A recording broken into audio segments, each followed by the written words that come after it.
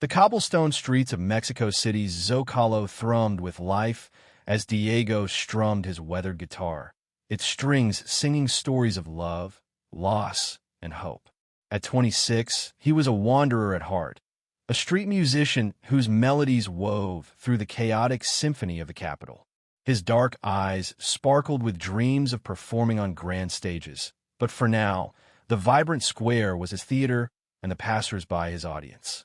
The ancient Templo Mayor loomed in the distance, a silent witness to centuries of stories, and Diego felt its weight as he played, each note a thread connecting him to this land.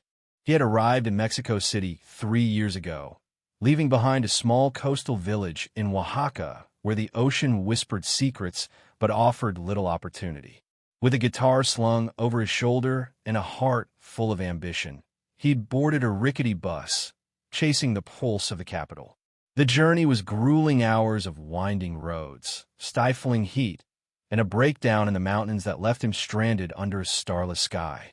But when he finally stepped into the Zocalo, the city's heart enveloped him. The towering cathedral, the sprawling plaza, the kaleidoscope of voices and colors, it was overwhelming, intoxicating. He felt alive, as if the city itself had been waiting for him. Diego's first days were a blur of survival. He played for coins, slept in hostels, and learned the rhythm of the streets. The Zocalo was a living canvas. Vendors hawking tamales, children chasing pigeons, tourists snapping photos of the Palacio Nacional. Yet, beneath the chaos, there was a dance of lives intersecting. Diego's music became part of that dance, his ballads drawing crowds who lingered, swayed, and sometimes wept. He wasn't just playing for money. He was telling stories, and the city listened. It was during one such performance, 6 months after his arrival, that he met Rosa and Carmen. The two women, dancers in their 50s, moved through the square with a grace that defied time. Rosa, 52, had a laugh like a bell and eyes that held 1,000 stories. Carmen, 54, was quieter, her movements precise, her presence magnetic. They were part of a folkloric dance troupe, their vibrant skirts swirling as they performed traditional Mexican dances for tourists and locals alike. Diego's guitar caught their attention one evening, its mournful notes blending with the rhythm of their steps. They stopped, listened, and then approached him, their smiles warm as the setting sun. "You, play the strings of your heart," Rosa said, her voice rich with mischief. "Join us tonight. Musico. Let's see if your soul can dance." That night, Diego sat with them at a small taqueria, the air thick with the scent of grilled meat and lime. Rosa and Carmen told him of their lives' decades spent dancing across Mexico, from dusty village squares to grand theaters. They'd never married, never settled, their love for dance keeping them free. Diego, enchanted, shared his own story. A boy from Oaxaca, raised by a fisherman father and a mother who sang lullabies that inspired his music. They talked until the stars came out, and by the end of the night, Diego felt a connection he couldn't name. Over the next year, he became their shadow. Rosa and Carmen invited him to their performances, and he played alongside their dances, his guitar weaving melodies with their steps. They taught him about the city's hidden corner secret rooftop bars, markets bursting with color, ancient ruins tucked between modern buildings. In return, he shared his dreams of composing an album that captured Mexico's soul. Their bond grew, not romantic, but familial, a trio of artists bound by passion and the pulse of the Zocalo. Then came the Turo whirlwind journey through central Mexico with their troupe. They performed in dusty towns and vibrant cities, Diego's music blending with the women's dances under starlit skies. The nights were long, filled with laughter, tequila, and stories. One evening, after a performance in Puebla, the three of them sat by a bonfire, the air warm and heavy. Rosa and Carmen spoke of their youth, of loves lost and dreams unfulfilled. Diego listened, his heart aching for them. That night, under a blanket of stars, their connection deepened in a way none of them expected. It was unspoken, sacred, a moment of pure human closeness. Months later, Back in Mexico City, Diego noticed changes. Rosa and Carmen, radiant but tired, confided in him. They were both pregnant. 8 months along, they said, their eyes shining with a mix of fear and joy. Diego was stunned, but felt an inexplicable pride. "We didn't plan this, pequeño," Carmen said, her hand on his shoulder. But life has its own rhythm. The news hit the troop like a wave, sparking whispers and raised eyebrows. Two women in their 50s, pregnant by a young musician?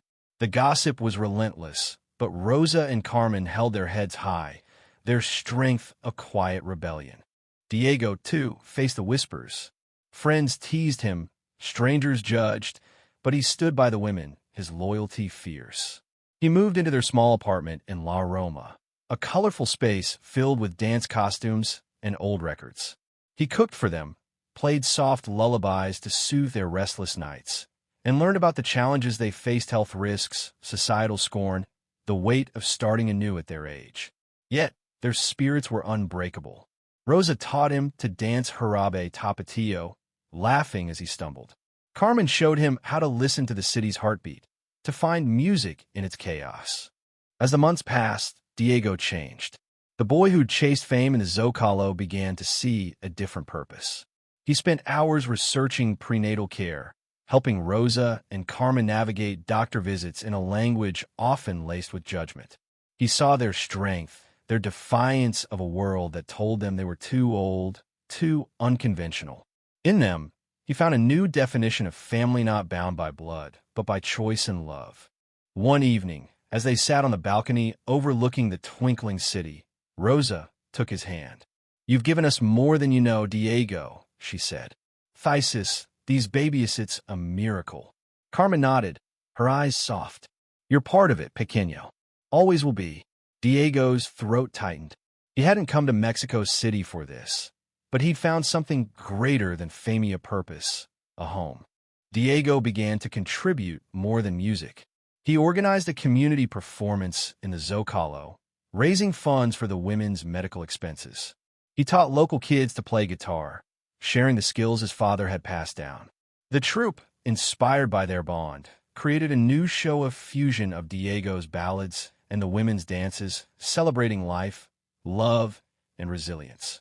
The performance drew crowds, their stories spreading through whispers and social media, a testament to the power of unconventional families. As the 8th month approached, the Zocalo became their sanctuary. One sunset, Diego stood with Rosa and Carmen in the square, his guitar resting against a bench. The women, glowing in their flowing dresses, held hands with him, their bellies round with life. The crowd around them buzzed with energy, but in that moment, it was just the three of them, bound by a love that defied explanation. Diego's music, their dance, and the lives growing within them were a symphony of hope, a melody that would echo through the city long after they were gone. As the sun dipped below the horizon, painting the Zocalo in hues of amber and rose, Diego felt the weight of the moment settle into his bones. Rosa and Carmen stood beside him, their hands warm in his, their presence a steady anchor in the whirlwind of the square. The crowd around them buzzed with life vendors calling out, children laughing, the distant strum of another musician, but for Diego, the world narrowed to the three of them. The babies they carried, due any day now, were a promise of something new, something extraordinary. He glanced at Rosa, her face lit with a fierce joy, and Carmen, whose quiet strength seemed to hold the city together. This was his family now, unconventional and unexpected, but undeniably his. The days leading up to the births were a blur of preparation and emotion. Diego had never imagined himself in this role: part caregiver, part protector, part dreamer, weaving a future for others. He spent mornings scouring the markets of La Merced for fresh fruit, knowing Rosa craved mangoes and Carmen preferred the tart bite of tamarind. Afternoons were filled with visits to the clinic, where doctors raised eyebrows but offered cautious support. The women's pregnancies, considered high risk due to their age, demanded constant vigilance, but Rosa and Carmen faced each appointment with unwavering resolve. Diego marveled at their courage, their refusal to let judgment dim their light. Back at the apartment in La Roma, the trio created a sanctuary. The small space, once cluttered with dance costumes and vinyl records, now held a crib in one corner and a stack of soft blankets in another. Diego painted the walls with bright mural scenes of Oaxaca's coast, Mexico City's cathedral, and the swirling skirts of dancers' way of blending their stories into a single tapestry. At night, he played soft melodies on his guitar, the notes lulling the women to sleep as the city hummed outside. He felt a shift within himself, a quiet realization that his dreams of fame were evolving into something deeper, a desire to leave a mark not through applause, but through love. The community around them began to shift too. The gossip that had once swirled through the troupe and the Zocalo softened into curiosity, then acceptance. Diego's performances with Rosa and Carmen had drawn attention, their fusion of music and dance a celebration of life's unpredictability. Neighbors in La Roma stopped by with gifts-tiny knitted booties, jars of homemade mole, prayers whispered in Nahuatl. The troupe's younger dancers, initially skeptical, began to see Diego not as an outsider, but as a brother, his loyalty to Rosa and Carmen a bridge between generations. The Zocalo itself seemed to embrace them, its ancient stones bearing witness to their unfolding story. One evening, as the trio rehearsed for their next community performance, a young journalist named Sophia approached them.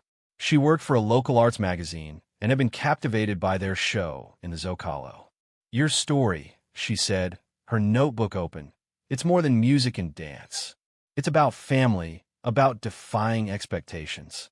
Can I write about you?" Diego hesitated, wary of exposing their private lives, but Rosa laughed and waved a hand. "Let the world know, pequeño," she said. "We're not hiding." Carmen nodded, her eyes steady. "Truth is our strength." Sophia's article, published a week later, spread like wildfire. Titled "The Melody of Three Hearts," it chronicled Diego's journey from Oaxaca, Rosa and Carmen's decades of dance, and the unlikely family they'd formed.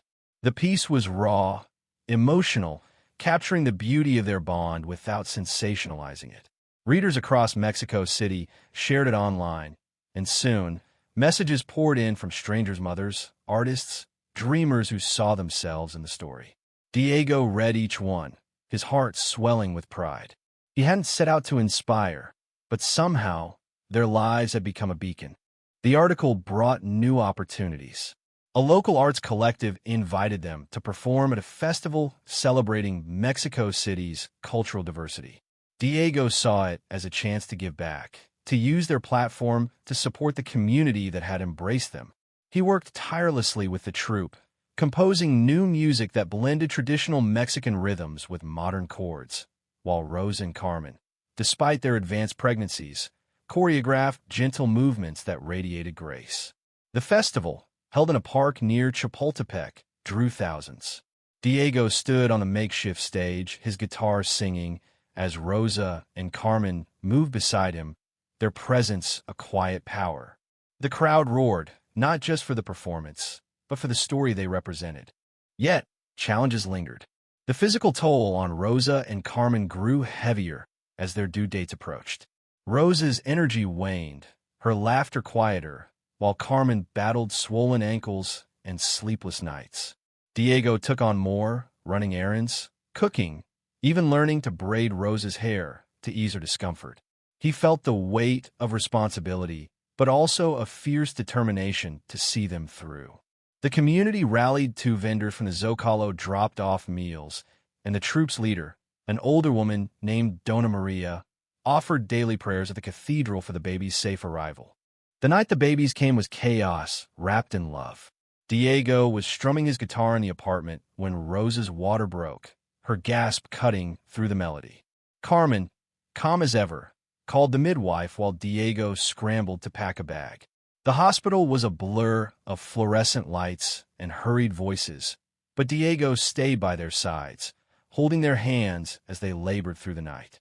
Rosa gave birth first to a girl she named Luz, her tiny cries filling the room with life. Hours later, Carmen welcomed a boy, Mateo, his dark eyes mirroring Diego's own. The days that followed were a whirlwind. Diego, Rosa, and Carmen settled into a rhythm, their apartment now alive with the sounds of newborns. Diego learned to change diapers, to soothe cries with soft songs, to navigate the exhaustion that came with caring for two infants. The women, recovering slowly, leaned on him, their gratitude unspoken but clear in their smiles. The community poured in, offering help and celebration. Dona Maria organized a blessing ceremony in the Zocalo, where Luz and Mateo were welcomed with music, dance, and tears. Diego's music took on new depth. He wrote songs about Luz and Mateo, about the Zocalo's heartbeat, about the women who'd changed his life. His performances drew larger crowds, not just for their beauty, but for the story behind them. Sophia's article had spread beyond Mexico City, catching the eye of a documentary filmmaker who wanted to capture their journey. Diego, Rosa, and Carmen agreed, not for fame, but to share a message of love and resilience. Filming began in the Zocalo, the camera lingering on Diego's calloused fingers, Rosa's radiant smile, Carmen's quiet grace, and the babies cradled in their arms. Their story began to change the community in tangible ways. Diego used earnings from performances to fund music lessons for local children, teaching them to play guitar in a small community center near the Zocalo. Rosa and Carmen, as they regained strength, offered dance workshops, passing down traditions to a new generation. The troupe expanded, incorporating young artists who'd been inspired by their story. The Zocalo, once just a stage, became a symbol of unity, a place where differences were celebrated and families, however unconventional, were cherished. Diego's own transformation was profound. The boy who'd arrived in Mexico City, chasing applause, now sought something deeper, connection. He saw in the children he taught, in the crowds that danced to his music, in the quiet moments with Rosa, Carmen, Luz, and Mateo. He no longer dreamed of grand stages. The Zocalo was enough, its cobblestones holding the weight of his story. He felt rooted, not just to the city, but to the people who'd become his home. One evening, as the Zocalo glowed under a full moon, Diego stood with Rosa and Carmen, Luz and Mateo asleep in slings against their chests. The square was alive with its usual chaos, but there was a stillness in their circle. "We did this," Rosa whispered, her voice thick with emotion. "We made a family." Carmen nodded, her hand resting on Diego's shoulder. "And you, Pequeño, made it sing." Diego looked out at the city, its lights twinkling like stars. He thought of Oaxaca, of the boy he'd been, and the man he'd become. His guitar, propped against a bench, seemed to hum with the promise of new songs, new stories. Their journey wasn't over, it was just beginning, a melody that would echo through the Zocalo, through Mexico City, through the hearts of those who heard it. The Zocalo pulsed with its eternal rhythm, a heartbeat that Diego now knew as well as his own. Months had passed since Luz and Mateo entered the world, their tiny cries weaving into the fabric of his life. The square, with its towering cathedral and sprawling plaza, remained the backdrop of their story, but it felt different now, less a stage for ambition and more a home for connection. Diego, Rosa, and Carmen had become a fixture here, their presence as much a part of the Zocalo as the vendors or the ancient stones. Their unconventional family drew curious glances, but the whispers had long since turned to warmth, the city embracing them as its own. Life with two infants was a dance of its own, one Diego was still learning. He woke before dawn to soothe Luz's cries, her tiny hands grasping at his guitar strings as if they held the secrets of his music. Mateo, quieter but no less demanding, preferred Carmen's steady arms, his dark eyes following her every move. Rosa, ever the spark, filled the apartment with laughter, teaching Luz to giggle even before she could crawl. Diego marveled at their resilience, at how Rosa and Carmen, in their 50s, navigated motherhood with a grace that humbled him. He was 26, yet he felt like the student, learning from their strength, their defiance of time and convention.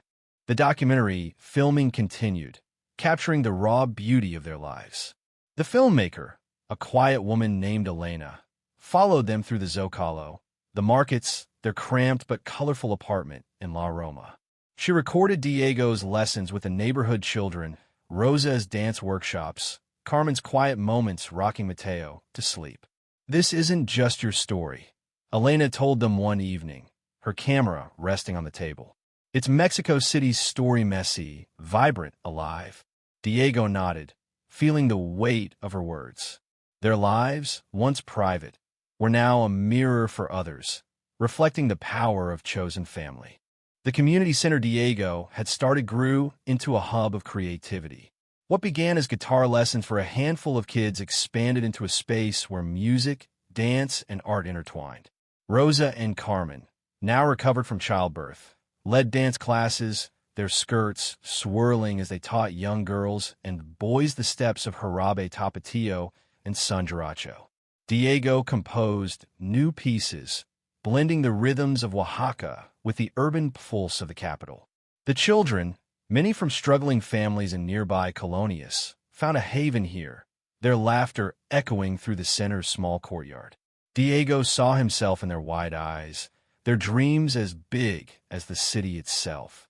One afternoon, a group of teenagers from the center approached Diego with a proposal. "We want to perform in the Zocalo," they said, their voices a mix of nerves and excitement. "Like you, Rosa and Carmen." Diego grinned, his heart swelling.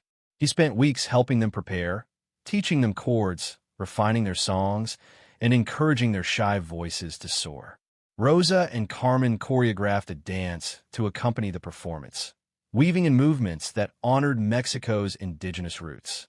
The event, dubbed Voces del Zocalo, became a celebration of the community's spirit, drawing hundreds to the square. Diego stood on the sidelines, watching his students shine, their music blending with the city's hum. Rosa, holding Luz, leaned against him. "You're building something pequeño," she whispered. "Something that lasts." The performance caught the attention of a local radio station, which invited Diego to share their story on air. He brought Rosa and Carmen along, the babies cradled in their arms. The interview was raw, unfiltered. Diego spoke of his journey from Oaxaca. The women told of their decades dancing, and together they shared the miracle of Luz and Mateo. Listeners called in, their voices cracking with emotion. A mother from Guadalajara shared how their story gave her courage to raise her child alone. A young musician from Chiapas said Diego's music inspired him to keep playing. The broadcast spread their story further, a ripple that reached beyond Mexico's borders. Challenges remained, as they always did. The cost of raising 2 children in Mexico City was daunting, and Diego's earnings from street performances and the community center barely covered their needs.